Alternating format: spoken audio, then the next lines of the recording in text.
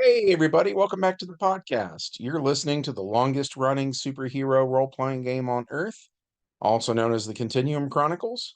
As always, I'm your host, Chris Kent, and today we're going to be talking about King Arthur, Lancelot, Merlin, Morgan Le Fay, Mordred, etc. But before we get into that, smash that like button, ring the bell so you know when I upload stuff, and make sure you're subscribed. We have a great community here, and it's all thanks to you guys. Thank you so much for being here.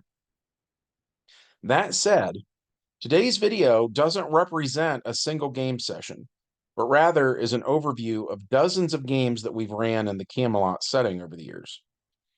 The character of Dagda went on to become Beowulf in our game world, and after that, he was King Arthur, and after that, he was known as Oberon in the days of Shakespeare, and he had adventures in the Old West, in World War II, and on up through the modern day.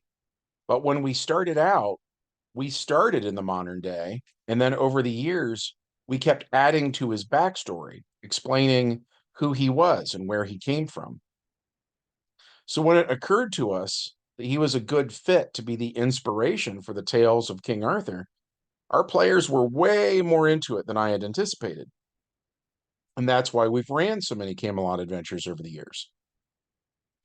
Early on, I decided to just dip my toe in the waters of Arthurian legend and was a little surprised by how offended certain players got when I would get a detail wrong.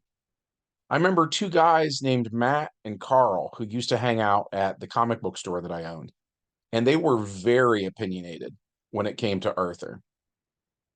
So I tried to study up on it before I ran any more of it. And while doing that, I learned two things. The first is that there are so many Arthurian legends that I honestly don't think it's even possible for one person to know it all. And second, the legends themselves contradict each other. For instance, who's the mother of Mordred? A lot of people would tell you it's Morgan Le Fay, but as it turns out, Morgan has a bunch of sisters, and in several instances, it's one of them who gave birth to Mordred. In the grand scheme of things, Arthur was around for hundreds of years before the French ever decided to add Lancelot to the tale. That means for hundreds of years, Guinevere was faithful to her husband and would never dream of cheating on Arthur.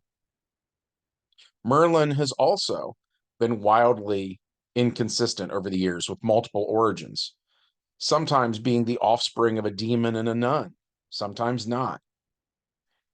And we haven't even gotten into the fact that all of these characters also appear in various comic books where even more liberties are taken. Marvel's Black Knight seemed to interact with a very different Arthur than the one DC's Shining Knight knew. Even within DC itself, Etrigan's Arthur doesn't seem to be the Arthur of Camelot 3000. So, because of all this, and particularly because of players who were so fond of telling me I was running it wrong, I decided to intentionally throw a wrench in the works.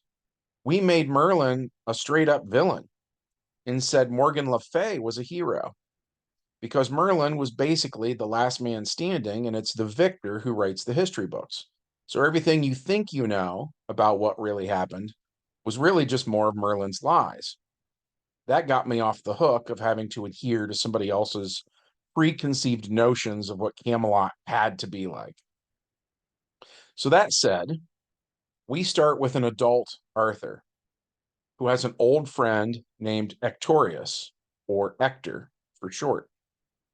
Ector has become something of an old man, while Arthur is always the same age.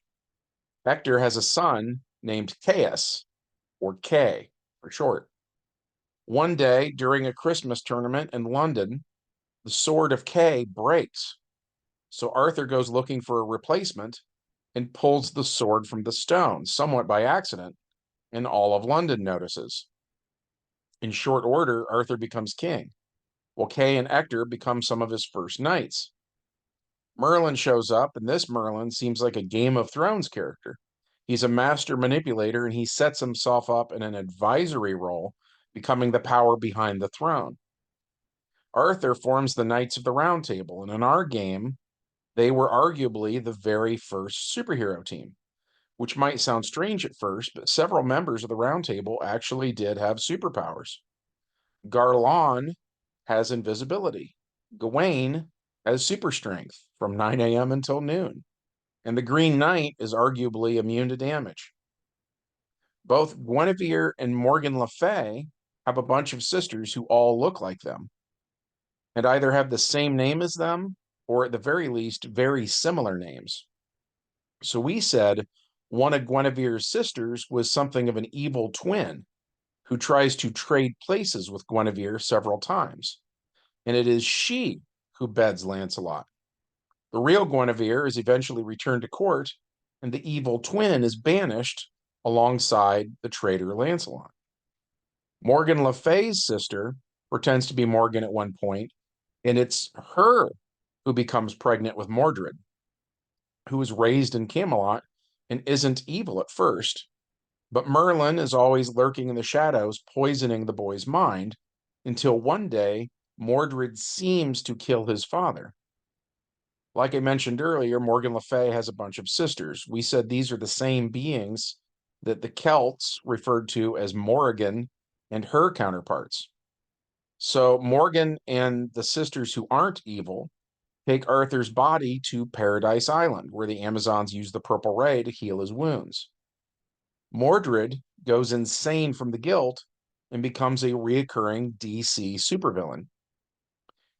An interesting moment is that Howard Stark, of all people, shows up at Arthur's funeral using Perdegaton's time machine.